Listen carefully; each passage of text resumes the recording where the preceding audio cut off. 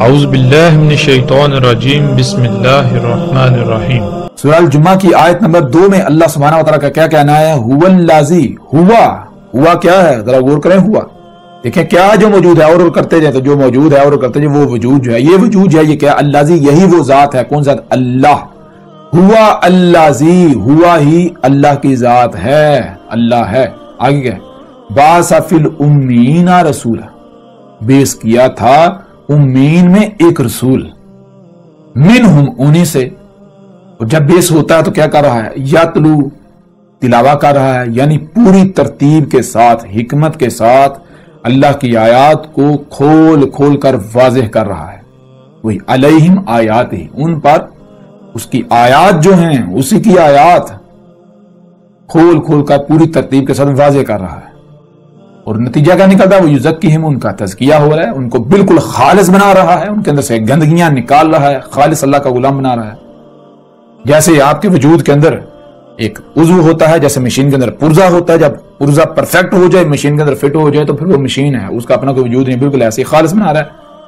وَيُعَلِّمُهُمُ الْكِتَابَ، اور جو الکتاب تھی اس کا وہ سکھا رہا ہے، الکتاب کا علم دے رہا ہے۔ کسی کو پتہ ہی نہیں الکتاب کیا ہے۔ بہرحال والحکمت، اور حکمہ کسے کہتے ہیں؟ کب، کہاں، کیوں، کیسے، کتنا، ان سوالات کے جو جوابات ہوتے ہیں، فیصلہ کرنا، کوئی کام کرنا ہے کب کرنا ہے، کہاں کرنا ہے، کیسے کرنا ہے، کیوں کرنا ہے، کتنا کرنا ہے، تو ان سوالات کے جو جوابات ہیں اس کو کہتے ہیں حکمہ۔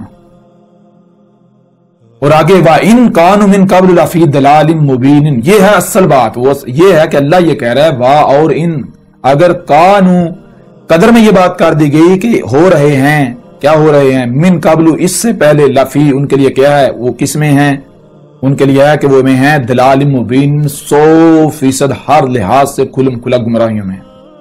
یعنی اللہ سبحانہ وتعالیٰ نے اس آیت کے آخر میں بالکل واضح کر دیا، اپنا قانون بیان کر دیا کہ جب دنیا میں جو امیین ہیں وہ 100% ضلال مبین میں ہوتے ہیں، گمراہیوں میں ہوتے ہیں، نور کی ایک کرن بھی نہیں ہوتی، اس وقت ہوا یہی جو فطرت ہے یہ اپنا نمائندہ کھڑا کرتی ہے، رسول کھڑا کرتی ہے، بیس کرتی ہے اس وقت۔ یعنی اگر نور کی ایک بھی کرن ہو، رائی برابر بھی حق ہو تو اللہ رسول بیس نہیں کرتا، یہ اللہ کا قانون ہے، اللہ سبحانہ وتعالیٰ نے اس آیت میں بالکل واضح کر دیا۔ وَإِن كَانُوا مِن قَبْلُ لَفِي ضَلَالٍ مُبِينٍ، اگر رائی برابر بھی حق موجود ہو تو اللہ رسول بیس نہیں کرتا،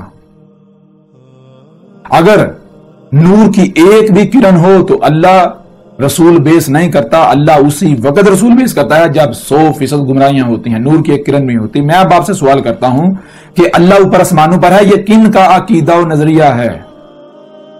یہودیوں اور عیسائیوں کا محمد علیہ السلام کی بعثت سے قبل یہ متفقہ عقیدہ تھا، اور آج بھی ہے کہ اللہ اوپر آسمانوں پر بیٹھا ہوا ہے، کائنات الگ ہے، اللہ الگ ہے۔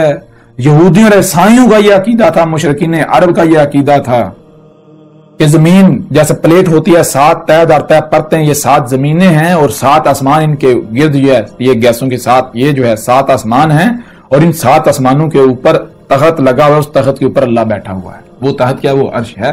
یہ عقیدہ و نظریہ تھا کن کا؟ مشرکین عرب کا اور یہود و نصارہ کا، یہودیوں اور عیسائیوں کا، اور آج تک یہی عقیدہ چلا رہا ہے۔ میں آپ سے سوال کرتا ہوں کہ جب بنیاد ہی پرفیکٹ تھی، اگر اللہ یہی تھا جو یہودی عیسائی جسے کہہ رہے تھے، جسے مشرکین عرب کہہ رہے تھے، تو اللہ نے رسول بیس کیوں کیا؟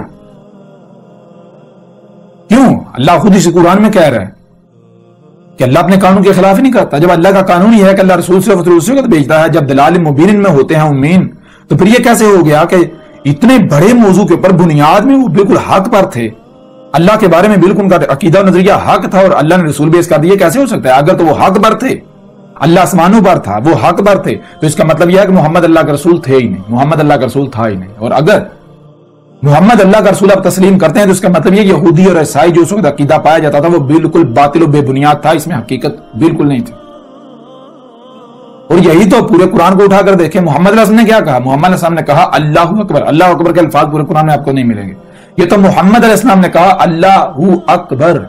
جب انہوں نے کہا اللہ آسمانوں پر ہے تو محمد علیہ السلام نے اللہ اکبر، اللہ کیا ہے؟ غور کریں، اللہ ہے، اکبر کیا ہے جو بڑا ہے؟ دیکھو تم کہہ رہے ہو اللہ آسمانوں پر ہے، تو اگر اللہ آسمانوں پر ہے تو آسمان بڑے ہوئے یا اللہ؟ اور آسمان الگ ہے اور اللہ الگ ہے، تو اس کا مطلب کہ اللہ نے ولد اخذ کر لیا، وہ احد ہی نہ ہوا، وہ تو واحد ہو گیا۔ تو یہ محمد علیہ السلام نے کہا اللہ اکبر، اللہ ہے، کیا ہے؟ اللہ اکبر، جو بڑا ثابت ہو جائے اللہ ہے، بات ختم ہو جائے۔ اگر تو آسمانوں پر چڑھا ہوا بڑا ثابت ہوتا ہے تو اللہ ہے، اگر نہیں بڑا ثابت ہوتا تو پھر اللہ ہے ہی نہیں۔ اگر آسمانوں پر چڑھا ہوا احد ثابت ہو جاتا تو وہ اللہ ہے، اگر وہ آسمانوں پر چڑھا ہوا احد ثابت نہیں ہوتا تو وہ اللہ ہے، وہ تمہارے اپنے عقائد و نظریات ہیں۔ اور یہی چیز قرآن کے اندر ہے۔ اس وقت دیکھیں مانا کتنوں نے تھا، محمد علیہ السلام نے تو حق ہر لحاظ سے کھول کھول کر واضح کر دیا تھا، لیکن مانا کتنوں نے، تسلیم کتنوں نے کیا؟ بہت کم تھے، 80-82 جو ایمان لے کر آئے، باقی تو بعد میں گردن جانے کے خوف سے، موت کے خوف سے اسلام لائے تھے۔ اسلام لانا ایمان لانے کو تھوڑے کہتے ہیں، اسلام لانا تو کہتے ہیں سرنڈر کرنا، جھکا دینا اپنے آپ کو، بھائی اب جو کہیں گے مانیں گے کیوں، گردن جو جائے گی۔ ایمان لانا کہتے ہیں دل سے تسلیم کرنا، تو دل سے تسلیم کرنے والے تو 80-82 تھے، باقی تو سارے اسلام لائے تھے، سرنڈر کیا تھا، محمد علیہ السلام کی دعوت کو تھوڑی مانا تھا۔ اسی قرآن میں اللہ سبحانہ وتعالیٰ نے کہا ہے کہ جلد وہ وقت جب آئے گا، کب؟ جب تمہیں تمہاری اپنی ہی ذات میں اور آفاق میں، آفاق یعنی وہ مقامات جہاں تمہاری رسائی نہیں ہے، جب تمہاری وہاں رسائی ہو جائے گی ان مقامات تک، وہاں ہم اپنی آیات دکھائیں گے، تب تم کہو گے یہ حق ہے، تب تمہیں پتا چلے گا آسمانوں پر چڑھا ہوا کوئی اللہ واللہ نہیں ہے، یہ تمہارے اپنے دماغوں کی اختراع ہے۔ تو یہ ہے، اس وقت کسی نے نہیں مانا تھا۔ یہ آج جو اپنے آپ کو مسلمان کہلواتے ہیں، اللہ اوپر آسمانوں پر ہے، اللہ اوپر آسمانوں پر ہے، یہ کون لوگ ہیں؟ یہ وہی مشرکین عرب، آباء و اجداد نسل در نسل چلتے آ رہے۔ یہ اس وقت ان کے نہ آباء و اجداد ایمان لائے تھے، نہ بعد میں یہ لے کر آئے، انہوں نے وہ فکر بھی نہیں کیا۔ جیسے وہ اندھو کی طرح اپنے آباء و اجداد کے پیچھے چلتے رہے، یہ بھی اندھو کی طرح اپنے آباء و اجداد کی طرح جو نسل در نسل آ رہا ہے اسی کے پیچھے چل رہے ہیں، اندھو کی طرح دوڑ رہے ہیں، پتہ ہی نہیں کسی چیز کا۔ تو بہرحال چیز یہ ہے کہ محمد علیہ السلام کو جب اللہ نے بیس کیا، اگر تو یہود و نصارہ، یہودی، عیسائی اور مشرکین عرب اپنے دعوے میں سچے تھے، ان کا یہ نظریہ حق تھا کہ اللہ الگ، کائنات سے الگ، اوپر آسمانوں پر ہے، تو پھر بلا شک و شبہ محمد اللہ کے رسول تھے ہی نہیں۔ اور اگر محمد اللہ کے رسول تھے تو پھر اس کا مطلب کیا؟ اس کا مطلب بالکل واضح ہے کہ یہودیوں اور عیسائیوں کا جو اللہ کے بارے میں عقیدہ نظریہ تھا بالکل جھوٹا، بے بنیاد تھا، کلعدم تھا، اس کا کوئی وجود تھا نہیں، ان کی اپنی دماغوں کی اختراع تھی۔ یہی تو پورے قرآن میں بیان کیا گیا۔ اللہ اسی قرآن میں بیان کرتا ہے، کیا اللہ تو اسی قرآن میں کہتا ہے کہ رسول اسی موضوع کو زیر بحث لاتا ہے جس میں لوگ اختلاف کر رہے ہوتے ہیں، حق پر نہیں ہوتے۔ تو پورے قرآن میں اللہ کے موضوع پر بار بار بات کی گئی۔ اگر وہ نظریہ و عقیدہ حق تھا تو اللہ نے قرآن میں بات کیوں کی؟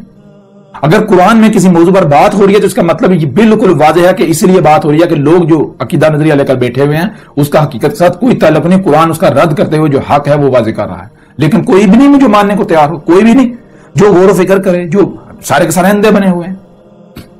حالانکہ اسی قرآن کے اندر بار بار کہا جا رہا ہے کہ جو غور و فکر نہیں کرتے، جو غور و فکر نہیں کرتے وہ بندر ہیں، وہ سور ہیں، وہ اموات ہیں، وہ چپائے ہیں، وہ قبروں میں ہیں، وہ اندھے ہیں۔ اس کے باوجود بھی کسی کو فرق نہیں پڑتا۔ بہرحال تو الحمدللہ یہ بات آپ کے اوپر بالکل واضح ہو گئی۔ اب ذرا غور کریں، ہم نے جو بات کی، ہم نے جب واضح کیا اللہ کیا ہے، دنیا کی کوئی طاقت اس کا رد کر سکتی ہے؟